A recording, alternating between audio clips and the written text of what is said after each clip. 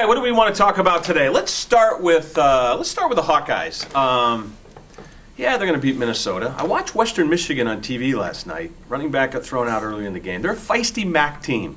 Wouldn't that be ironic that if it all came down to Western Michigan and there's 8,000 to 10,000 no-shows on a cold November day, it's kind of a perfunctory deal where you just think, let's make our plans a la the Vikings in 97 or 98, whatever year it was. Let's make our bowl plans and then kaput. The Broncos pick them off. I don't think it's going to happen, but it's scintillating to even think about that scenario. But I do think they're going to win out. Iowa State, Colorado, is this a winnable game?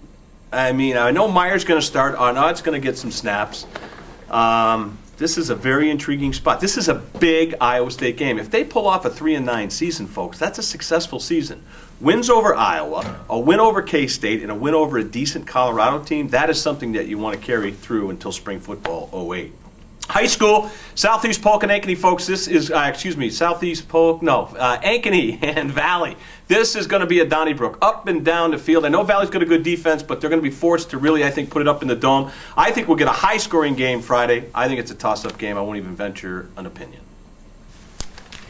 But you certainly had plenty of opinions on everything else and left me with absolutely nothing to talk about other than the NFL. I guess that's the only thing that's left. There's going to be another, I don't know if a controversy is the right word, because this is the Midwest after all, and we're college football crazy.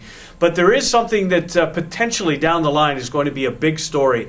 And it kind of takes us back to the July and August we were talking about the Big Ten Network. This time it's the NFL Network, because the final week of the regular season has potentially a team going for history in the New England Patriots against the New York Giants. Folks, it's going to gain momentum. It's going to build up steam, because like the Mediacom has done with the Big Ten Network, and I'm not saying they're wrong, they've also done the same with the NFL Network. If you don't have DirecTV, you do not get that game.